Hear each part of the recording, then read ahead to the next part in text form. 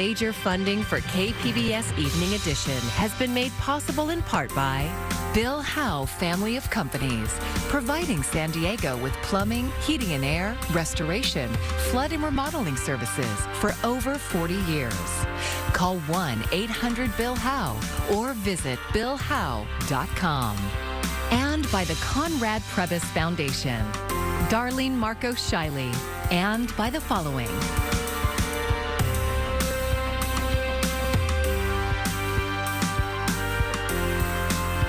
And by viewers like you. Thank you. The future of Sandag's controversial executive director may be decided very soon. Thank you for joining us. I'm Maya Trabulsi. And today, the executive committee of the Sandag Board of Directors met. As KPBS reporter John Carroll shows us, disagreements over whether he should stay or go were on full display. The Sandag Executive Committee today covered a number of items, including a performance review of its executive director, Hassan Ekrata. Two subjects took most of the focus: disagreements over a road user charge, some call it a mileage tax, and Ekrata's job performance, including accusations of corruption and misspent public funds.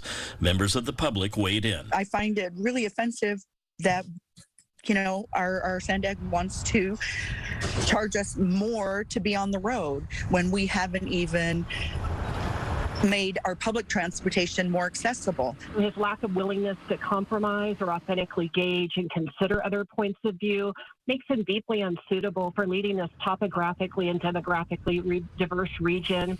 But there were others who applauded what they said was a better leadership and management style under Ekrata, along with what they see as a serious approach to meeting climate change goals. Prior to Hassan, Sandag was rife with corruption, and now we're seeing a lot more transparency, a lot more public involvement and engagement, and I think that's the right direction to go. I want more of the direction that Sandag is going in, more transparency, more emphasis on public transit.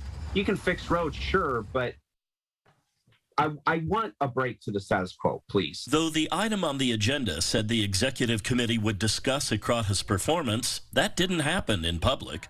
The committee members voted to have that discussion in executive session, in other words, in private.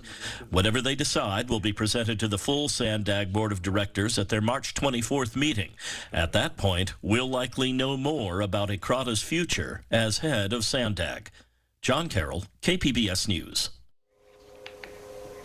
The San Diego City Attorney's Office is suing two automakers, blaming them in part for a recent uptick in car thefts. The lawsuit alleges that Hyundai and Kia vehicles are not equipped with immobilizer technology that ensures that cars cannot be started without their keys. It covers models made between 2011 and 2021, a time frame when the lawsuit claims other car makers adopted the safety feature. Both Hyundai and Kia say that they have provided free anti-theft software upgrades to car owners. There could be a new ordinance banning homeless people from camping on San Diego streets. KPBS reporter Claire Strong takes a look at what it would mean. Being homeless in San Diego could soon land you with a fine. Council member Stephen Whitburn has proposed a new ordinance that would ban homeless encampments on public property if shelter beds are available. It would also prevent people from living in places like parks, transit stations, or near schools where the beds are available or not. We've heard too many stories about people who are on the streets who've been randomly attacked, stabbed to death, even set on fire. And there have also been threats to our neighborhoods as well. San Diego Mayor Todd Gloria has also backed the plan. Downtown at the Alpha Project, and staff are hard at work. The organization provides shelter and outreach for homeless people. Chad Brewer used to be homeless, but now works there. He hopes the ordinance may help clients change their lives for the better, something he can relate to. When I did start changing and stuff, it was forced, like from the parole department and different authoritative figures and stuff. And finally it took. But I had to keep getting exposed to it over and over, so it does actually do something. It's like having a parent that holds the line and that keeps their family to a certain standard. It's the same thing. Mary Serrati has lived at the shelter on Newton Avenue for over 2 years now. She thinks sleeping on the streets is too dangerous. I've seen like 3 deaths in about a month. You know, one over here, a couple over there. I mean, and it's because they're on the streets and they don't want to abide by rules. So, I mean, something's got to be done with them. Homeless advocate Michael McConnell agrees that no one should have to sleep on the street. But he says the lack of beds is a big issue. Well, all you have to do is look at the count of shelter beds and the count of homeless people, and you realize that there's nowhere near enough beds. And then for people like me who are out here on the street, who see people lined up in the morning 2 hours before the homelessness response center even opens to try to get a shelter bed, it's obvious that there's a lot more people who want a shelter bed than there are beds available. The City Council will now have to approve the ordinance. They could vote on it next month. Claire Strong, KPBS News. The City Council will have to approve the ordinance and they could vote on it next month. A rehabilitation program in Chula Vista is finding success getting people off of the streets permanently, and the man who runs it was once homeless himself. We'll have that story coming up. The Aztec women's basketball team is doing something special tonight on their home court that hasn't happened in 10 years. And as KPBS reporter Kitty Alvarado shows us, it means a lot to their coach and a player who is saying goodbye. From up here, SDSU's Viejas Arena looks very grand, even during practice. That's because under the lights, there's some pretty spectacular women gracing the court. These women have done what no other Aztec women's team has done in 10 years, advancing to the first round of the NIT and hosting the first game in their own hometown. I think these are moments you live for. Mercedes Staples, the Aztec senior guard, said it well. They've been living for this moment, and it all comes together on Friday night against UC Irvine. It's kind of full circle for me, right? And teammate Sofia Ramos has been waiting for this moment for a long time. But for her, it's bittersweet. This game is a little bit more special, I think, just because it's my last year. It's my first time in postseason play for myself here, and I get to do it in San Diego one more time, and what's become home for me these last 5 years. So I think it just hits a little bit more emotional than anything else. And to do it during Women's History Month makes it even sweeter for Abby Prohaska. Being a D1 college female athlete alone kind of holds a lot of weight, just making it here. And being able to do this during Women's History Month is something that I think doesn't go unnoticed, and it's important for us to really shine light on our ability to come out and compete just like men. And leading this group of athletes who have persevered and made it one step closer to their goal, head coach Stacey Terry Hudson. Our mantra this year was all we need, and we knew that all we needed to be successful was in our locker room. She says she wants to see big support for the team in the stands. And our young ladies have worked equally as hard as our men's program to get to where they are. So it would be such a huge advantage if we could get a couple thousand in here yelling and screaming for our girls. They deserve it. Hudson says it will be a dream come true to watch the team she coaches play on her home court in the city where she was born and raised. If we can continue to uplift and shine light on women, as opposed to judging or pushing them down, I think that's how we rise. We do it together. It's not an individual thing. I'm not alone in this process. A lot of people help me along the way. We just have to do it together. And if we could do that, we're going to get so much more accomplished. And support is something women must give each other to win in life. Kitty Alvarado, KPBS News. And as for SDSU men's basketball team, they're continuing in March Madness. The Aztecs will play against Furman in the second round of the NCAA tournament. The university is hosting a viewing party at Viejas Arena tomorrow morning for students, staff, and faculty. Tip-off is set for 9:10 a.m. The Padres begin a new season in less than 2 weeks. Between now and then, there might be some changes to how fans see the games. SDSU's Miro Kopik explains the bankruptcy news for a major broadcaster. Now, what's interesting is that Major League Baseball is setting up a local sports network to take over in case Diamond goes bankrupt or has to liquidate. All the games will be broadcast locally on Major League Baseball TV. They'll be made available to consumers in place of the Bally's channel. There's a clause in the agreement with Bally's that the baseball clubs themselves can actually break that agreement. So technically, under Chapter 11, the Padres can say, we break from Bally's, we're going to go with Major League Baseball, then Major League Baseball will take over. So for fans for the 2023 season, they're going to see Padres games. It's going to be, whether it's Bally's or MLB that broadcast it. The downside for the Padres is whether Bally's is going to claw back some of those media rights or MLB takes over. MLB will not guarantee the same level of rights as well. So either way, the Padres potentially might receive less rights income from this TV deal. I'm Amna Navaz. Tonight on the NewsHour, the International Criminal Court issues an arrest warrant for Russian President Vladimir Putin. Coming up at 7 after Evening Edition on KPBS.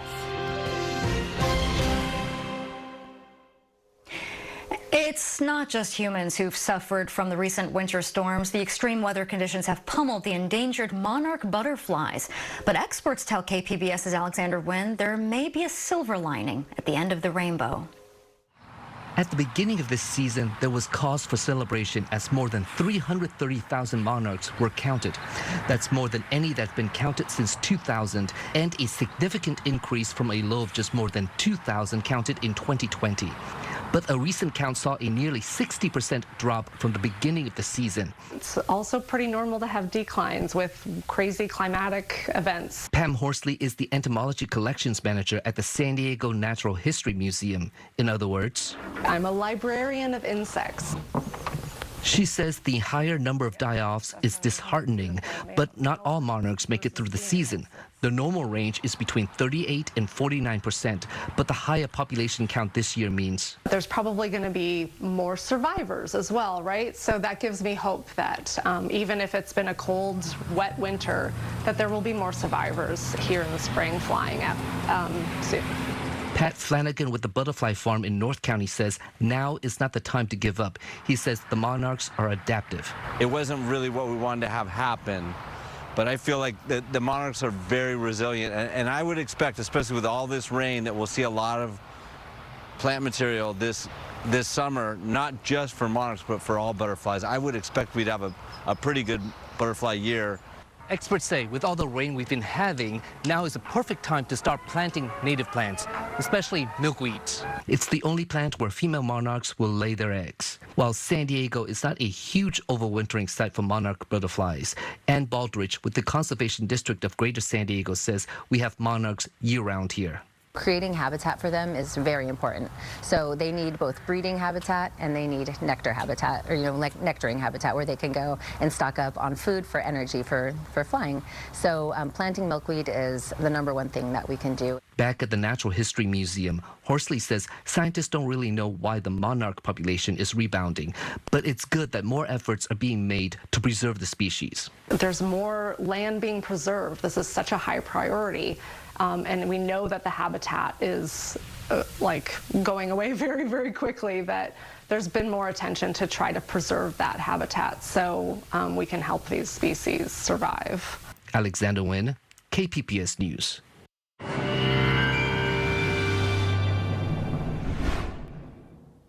Thanks for tuning in. Well, let's start you with your weather headlines. A mild and dry weekend, so really no complaints here. But we're shaking things up for the start of the week. That's when our rain and mountain snow chances start to increase.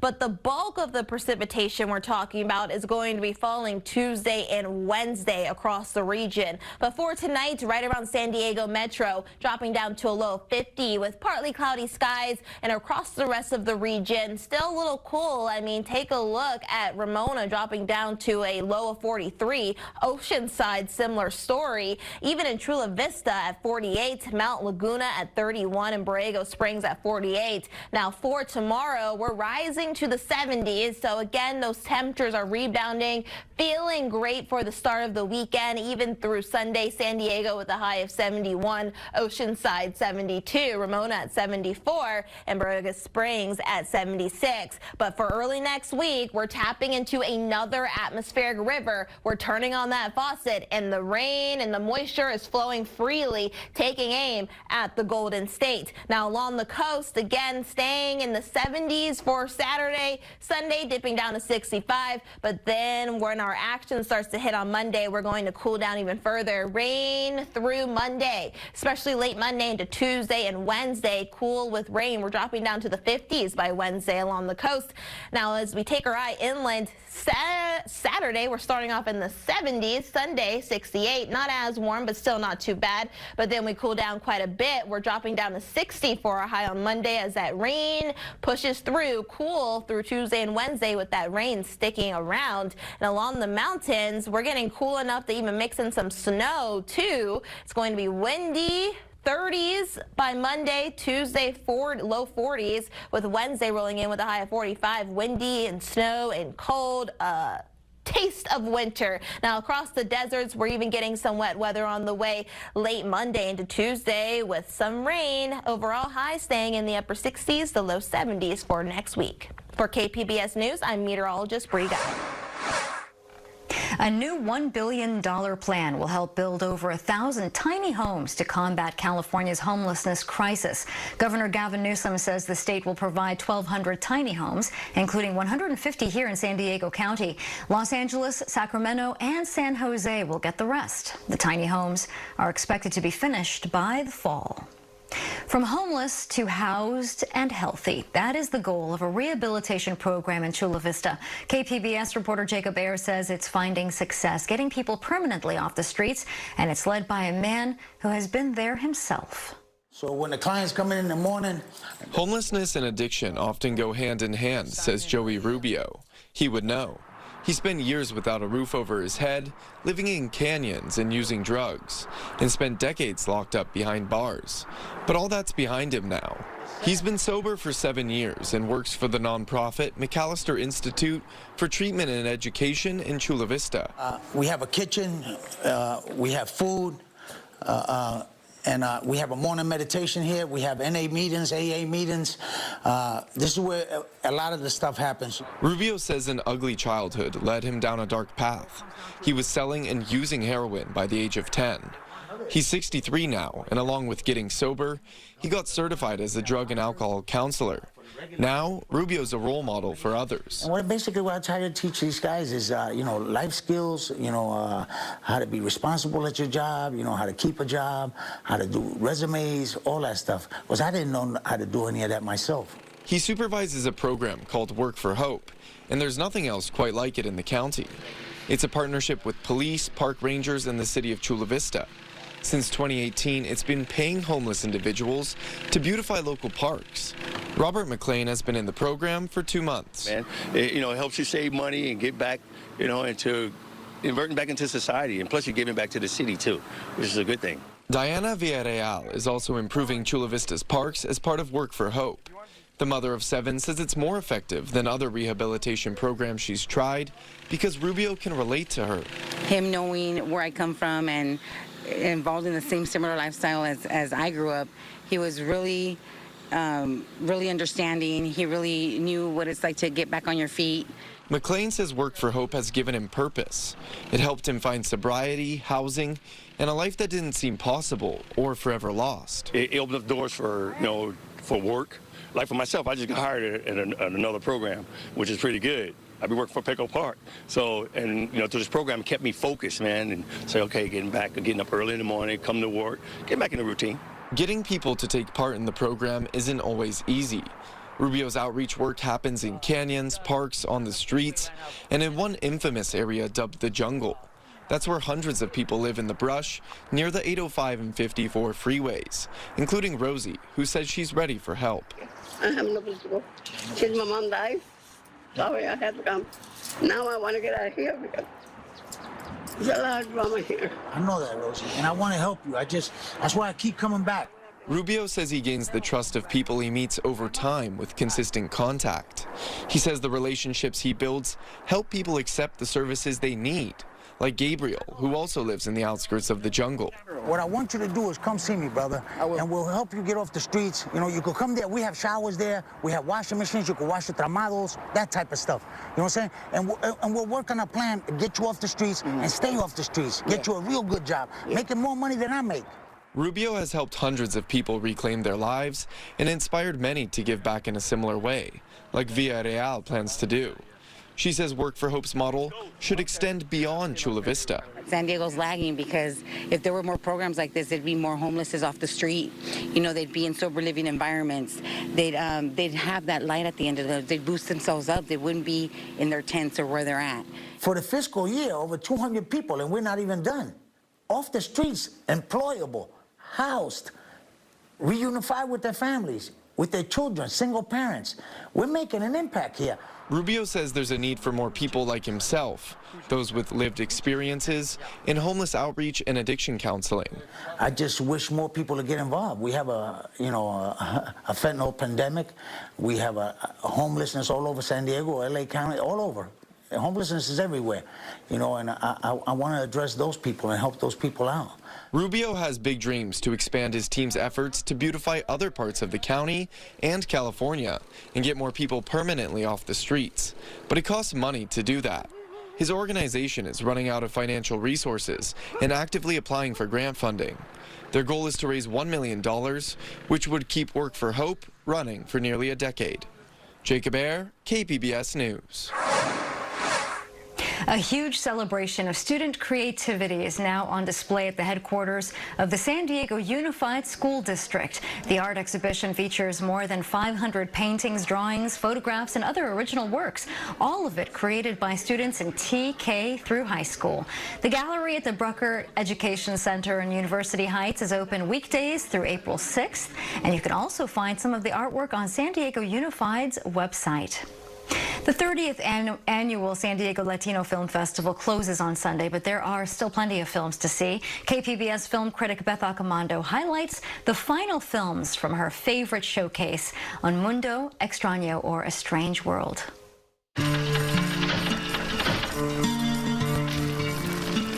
Film festivals are an invitation to adventure and to step out of your comfort zone to see films you might not find anywhere else. One of the things I love about the San Diego Latino Film Festival is that it dedicates a space for films that push the creative envelope. The showcase is called Un Mundo Extraño, which literally translates as a strange world. Exhibitions director Moises Esparza points to the most experimental film. Antes que lleguen los sopilotes. It's a black and white feature directed by Jonas N. Diaz. It blends themes of magical realism with melodrama, but it does play a bit of like an epic, and it's about two women who are trying to exit their own domestic spheres and kind of chart their own path. That theme of domesticity reimagined comes up in the exquisitely disturbing Husera, the Bone Woman. Valeria is a young pregnant woman who has a loving husband and a good life. But director Michelle Garza-Cervera says that's just how it appears on the surface. We built a character that had everything apparently perfect to build a great domestic life. We also didn't want it to be focused on the process of what happens through a female body, literally throughout pregnancy. It was more about like the symbolic thing of like something that is breaking you down, and it's literally like it's making you feel like your bones are fracturing. Sientes que se te parten los huesos. We really wanted to be about like portraying what feels inside to go through a sacrifice process that can be domesticity or building a family. For actress Natalia Solian, the horror comes from the conflict Valeria feels trying to reconcile what society wants her to be with what she imagines herself to be. The horror for me, it was this specific feeling of guilt that in the Latin culture, we are always feeding a lot. I grew up with a very evil concept of all the women that were a little rebellious. Like every woman that was kind of like not a submissive wife, to be honest, in my family, I had a fear while growing up as a little girl to be one of those. But now, through her art and specifically horror, Cervera serves up her own rebellion by challenging stereotypes and questioning social expectations in an effectively creepy and symbolic way. So I really want to be rooted in the reality. But then I feel like horror allows me to, through one image, through one sound, to say something very complex. Like in one sound, you're like, that's how it feels. Like that's how it feels when your family is like asking you something very uncomfortable, or social expectations are horrible. And I like, how do you express such a complex thing? And I feel like horror really allows you to do it in like very fun ways. Husera the Bone Woman screens on Sunday with Cervera and her cast on hand to introduce the film and take questions. So don't turn down the San Diego Latino Film Festival's invitation to explore new cinematic terrain and engage with filmmakers. Beth Accomando, KPBS News. And finally, tonight we want to bring you a story about a dog found on the streets of Mexico who's still looking for her forever home. But Florence's story is no ordinary one, and she is no ordinary dog. She was found emaciated and suffering from a large venereal tumor on her head. When the Animal Pad Sanctuary took her in, she weighed only 19 pounds. Well, after surgery and chemotherapy, Florence looks like a different dog today. In fact, her story went viral on social media with people rooting for her recovery. And this little girl with a glass half full mentality is up for adoption, and you can find more about her at theanimalpad.org. And you can find tonight's stories on our website, kpbs.org. Thanks so much for joining us. I'm Maya Trabulsi. Good night. Major funding for KPBS Evening Edition has been made possible in part by Bill Howe Family of Companies, providing San Diego with plumbing, heating and air, restoration, flood and remodeling services for over 40 years. Call 1-800-BILL-HOWE or visit billhowe.com. And by the Conrad Prebys Foundation, Darlene Marco Shiley, and by the following: